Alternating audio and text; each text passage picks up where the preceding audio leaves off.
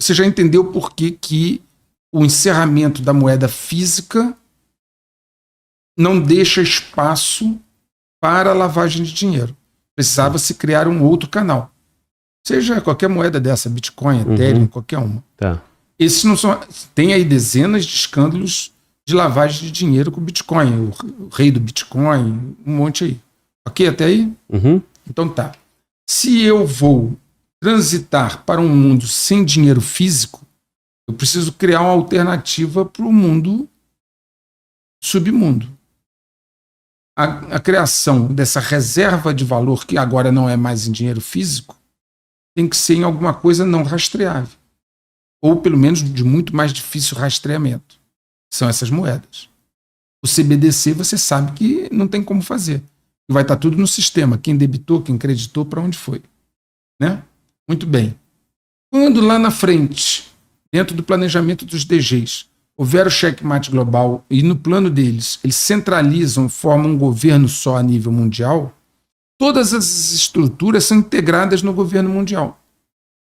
E aí o Bitcoin deixa de ser interessante. Porque todo o sistema vai ser feito um jubileu de dívidas, vai ser feita uma remodelação financeira, uma mudança radical na economia, onde esse dinheiro, toda essa riqueza é integrada dentro do sistema único. E aí você não precisa mais de Bitcoin.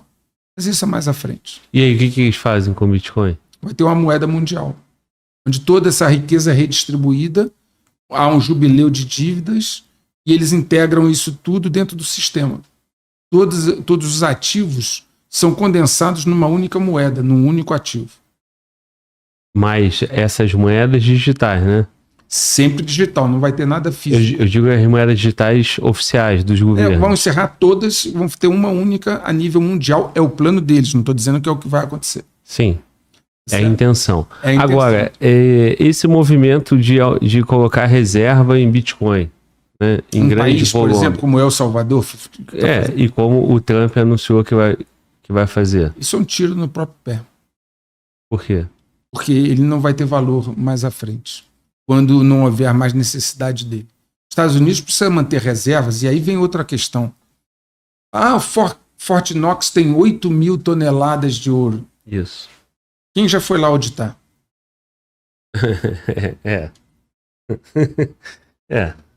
Nunca ninguém auditou esse dinheiro. Sim. Nunca ninguém auditou esse ouro. E também nunca vai ter a auditoria do Bitcoin. Qualquer economia que não está baseada em ativos tangíveis, ela é uma economia fictícia. Ela é uma economia que não tem lastro. O papel moeda foi criado para representar uma riqueza no mundo real. Foi assim que ele foi criado, para ter lastro. Antigamente o lastro era em ouro. Isso. Certo? Isso. Era uma mercadoria. As mercadorias eram realmente o lastro da economia. Por que o nome do dinheiro que você recebe todo mês é salário? Está ligado a sal, que também já foi um grande lastro. Então, quando você foi para as moedas fiduciárias, você deixou de vincular o dinheiro que representa o ativo ao ativo. Então, você tem muito mais moeda hoje circulando do que ativos. Perfeito. Então, se um dia, imaginar, hipoteticamente, não é o caso, né, alguém dissesse se me entrega o ativo correspondente a esse dinheiro. Não tem. Acabou, quebrou. Não tem. E quem disse que os países têm o ouro que dizem que tem no Banco Central? Quem audita o ouro dos países? Quem é que vai lá e certifica não só que tem, mas que aquilo é ouro e não alguma outra coisa? Exato. Como um tungstênio folheado a ouro. Uma barra de tungstênio folheada só por ouro pelo lado de fora. Quem garante? Então, na verdade, nós estamos vivendo um momento, Glauber, em que quem conhece como as coisas funcionam e for a fundo, vai descobrir uma série de vulnerabilidades, uma série de problemas que, de uma forma ou de outra, quando interessar, serão trazidas à tona. Mas quando interessar, pela resultante da interação dessas variáveis de facções que disputam poder. Veja bem, Glauber, as coisas só são trazidas à tona quando interessa. Quantas coisas você descobriu depois com a Lava Jato? E quem antes da Lava Jato mostrar, sabia de tudo que foi mostrado? né, do departamento lá de propina da Odebrecht, do não sei o que, da JBS, do não sei o que. Antes da Lava Jato, a maioria das pessoas desconhecia aquilo. Então as coisas são trazidas à tona quando interessa. E voltam para debaixo do tapete também quando interessa. Ou você acha que a corrupção no Brasil acabou? Negativo. Então é um jogo de esconde-esconde. A maioria da população compra narrativas. A maioria da população compra fatos que já vêm com a interpretação pronta. Então você vai lá, ele diz, ó, isso aqui é um fato e é assim que tem que ser interpretado. Houve um golpe na Síria, foram os insurgentes que se rebelaram contra o governo e ganharam a guerra. Você compra ali, já vem tudo prontinho o pacote. Se você olhar por baixo, você vai ver que não é assim como eu mostrei no vídeo 144. O grande problema são quando entra novamente, eu vou voltar a essa questão porque ela é vital hoje, a imunização cognitiva e os torcedores. Eles vão continuar defendendo a narrativa oficial, porque eles não desenvolveram a neutralidade, a imparcialidade e o discernimento, porque foram imunizados cognitivamente. Então a narrativa oficial se perpetua. E tudo que você repete por centenas de vezes vira verdade. Tá, entendi. Agora, quando nós voltamos para a ideia da facção, né, que colocou o Trump no poder, Trump verbalizar que ele vai fazer reserva em Bitcoin em alto volume, né, e aí coloca, né, para quem se empolga com o Bitcoin, coloca o Bitcoin no patamar do ouro, né, como se fosse a nova reserva que vai fazer diferença até inclusive nas guerras, né? Os Estados Unidos entendendo esse mundo, já não basta ter grande reserva em ouro, precisa ter grande reserva em Bitcoin. Esses caras estão fazendo a leitura errada ou eles estão jogando? Existe um universo de distância entre ele dizer que vai fazer uma coisa e ele fazer. Exato. Começa por Entendo. aí. Você está levando em consideração uma promessa. Isso, e outra coisa, né? Que fez o preço estar lá naquele patamar. Vamos imaginar uma hipótese, tá bom, Glauber? Uhum. Imagina que eu tenho muitos amigos alavancados numa moeda. Inclusive muitos deles das facções que lidam com coisas não necessariamente lícitas. Perfeito. E eu quero dar um lucro para eles para devolver o dinheiro que eles aplicaram em mim. É hipotético. Sim, claro. Certo? Sempre. Então, acompanhe o meu raciocínio. A facção apoiou. Muito desse apoio veio de situações não lícitas que estão fortemente apoiados num Bitcoin. Eu preciso retribuir o apoio. Bastou o cara ir lá fazer um discurso, dizer que vai comprar, que vai fazer reservas. O Bitcoin bateu 100. O cara teve um lucro absurdo. O dinheiro que ele me deu, eu já devolvi. Aí no ano que vem eu digo assim, não, eu me enganei. Então daqui até ele fazer isso, espere para ver. Muito bom. É isso aí.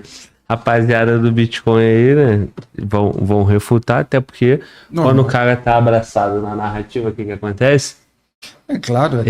Ele não quer largar, né? Outra coisa, se alguém... E não quer dizer que esse cara não esteja também lucrando, né? Claro. Nesse momento. Aí que tá o ponto. Claro que se você tivesse alavancado em Bitcoin, você vai falar contra o Bitcoin? Claro que não. Sim. Você tem que manter a narrativa, é natural, é perfeitamente defensável. E é também difícil você falar contra alguém que tá te dando alegria, né? Agora, naquele momento... É, claro. Nesse momento tá dando alegria para muita gente. Agora, adote uma regra, claro. Sim. Eu falo disso no 143. Quando um político fala, ignore o discurso, veja o que ele faz. Sim. Eu começo o 143 falando disso. Essa regra vale mais do que nunca. Quando um político falar alguma coisa, ignore o que ele está falando e verifique o que ele está fazendo. Os frutos falam da árvore. Perfeito. Aí eu digo lá, eu acho que foi essa, João Oliveira não sai banana. Perfeito. Ok? Então, o que ele falou é uma coisa. Espere até que ele faça. Sim. Muito bom. Agora, professor, nessa questão das guerras, né? É possível uma moeda dessa fazer algum impacto no rumo de uma guerra? A guerra é vida real. Bala, munição, arma, treinamento, né? Nada que não possa comprar essas coisas tem poder real. Então, qual é o impacto que tem se a sua moeda não for aceita? Qual é a importância de uma moeda se ela não for comercializável? O principal aspecto de uma moeda é a sua receptividade, é a perspectiva de valor nela. Então vamos imaginar que o Brasil resolvesse comprar tudo em reais. Uhum. O que adianta ele querer comprar em reais se o outro não aceitar o real? Isso. Então, isso não é um jogo unilateral. Isso é um jogo que envolve várias situações.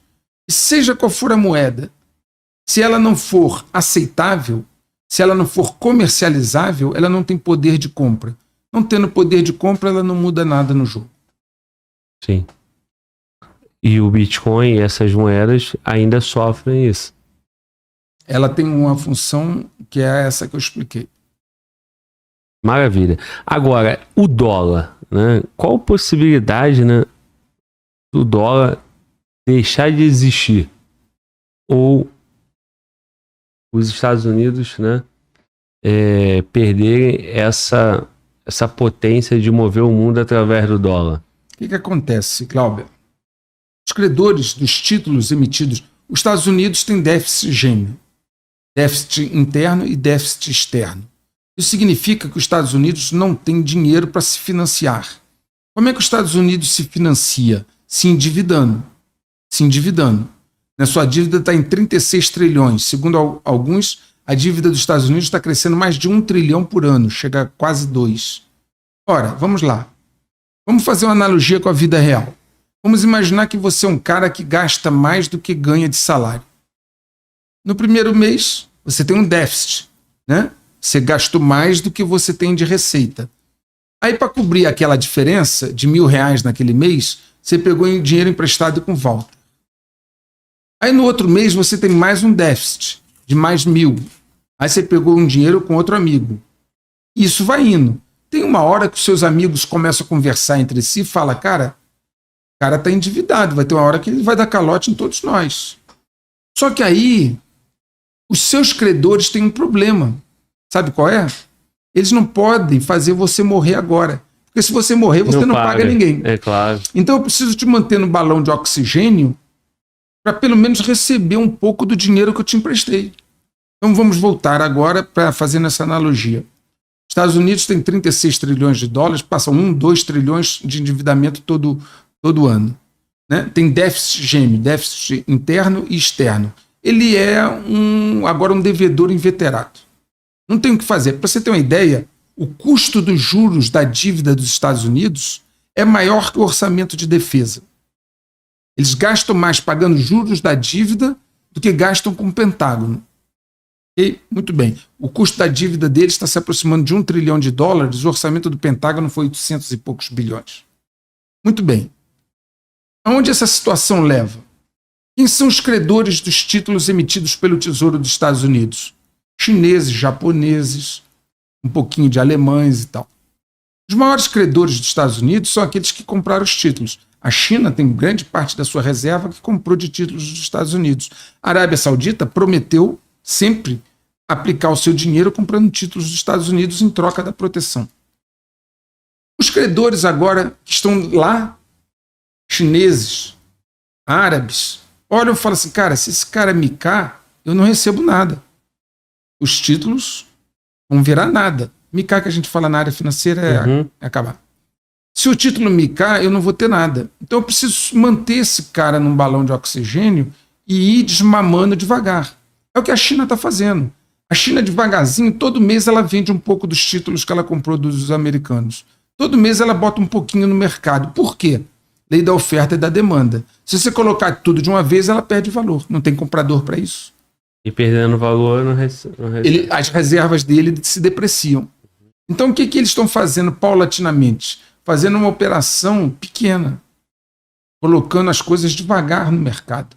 Primeiro, para não se sentir. 2, para haver demanda pelo título ainda dos que compram. O Brasil compra títulos. Enquanto os caras estão vendendo, o Brasil está comprando. né? E à medida que você desovar esses títulos, vai haver um break-even point, um ponto de equilíbrio. Sim.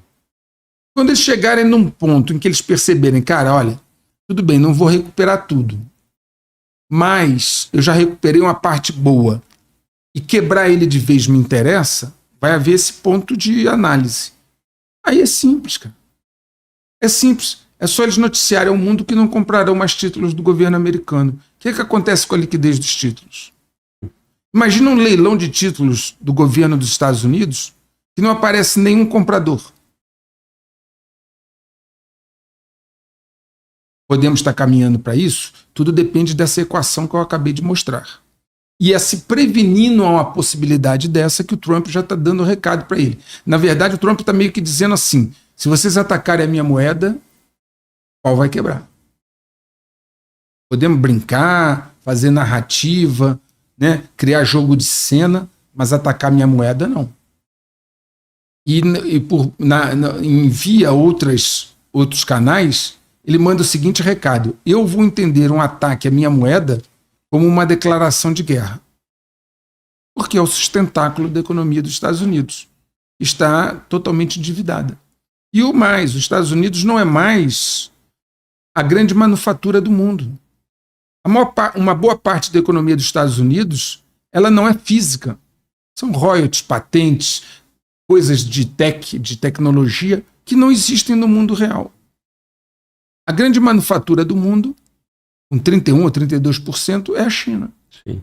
Então, quando você vai vestir sua blusa, não adianta o cara dizer, vou te mandar uma blusa virtual para você ficar no frio. Você tem que ter uma blusa real, verdadeira.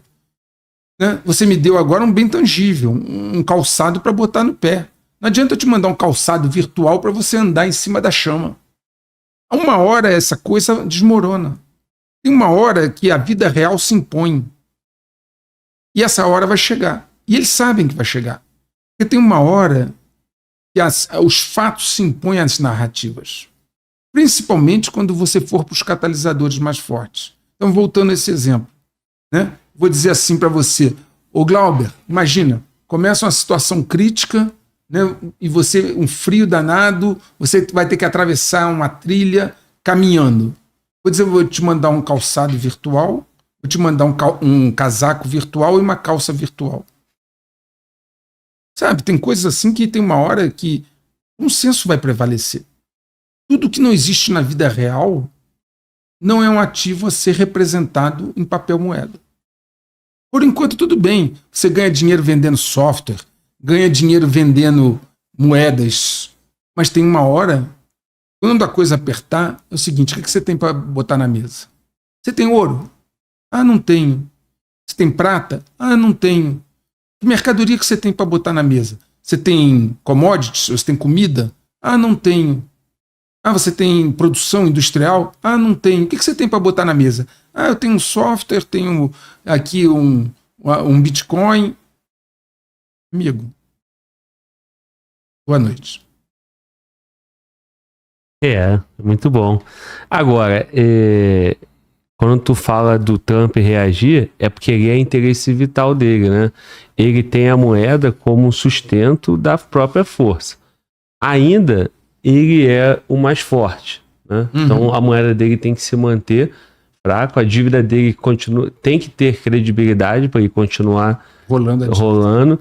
E o sustentáculo é a credibilidade. Isso.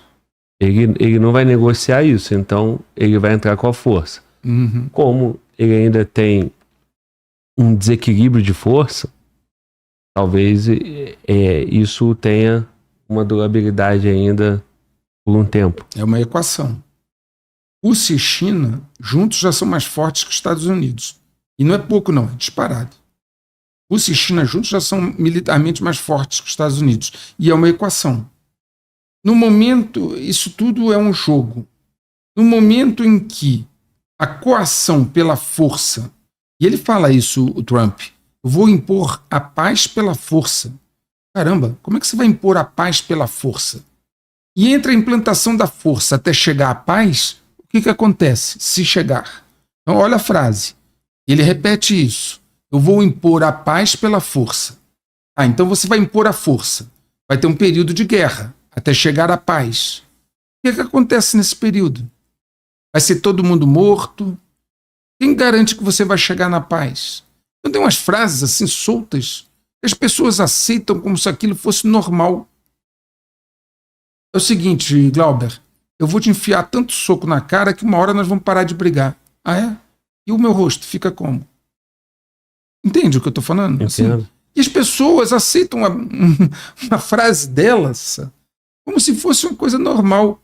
O Zelensky falou, eu acredito no que o Trump está dizendo de impor a paz pela força. Como?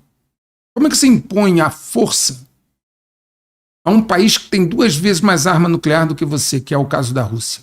Como é que você impõe a força a um país que os mísseis hipersônicos deles chegam em Londres em 22 minutos? Londres não vai saber nem o que atingiu. Que discurso é esse? É um discurso panécio, a torcedor. Não é um discurso da vida real. Então, o que acontece? É uma equação. Hoje, os 2 blocos fazem uma equação. Até quanto me compensa manter reserva em dólar? Nessa equação que eu te falei. Até quanto vale a pena continuar levando essa situação? Quem está blefando? Quem realmente vai apertar o botão? É um jogo, cara. É um jogo. Agora, que os Estados Unidos não tem nenhuma chance de impor qualquer coisa pela força, isso você não tem a dúvida. A Rússia e a China não tem nenhuma condição. 0.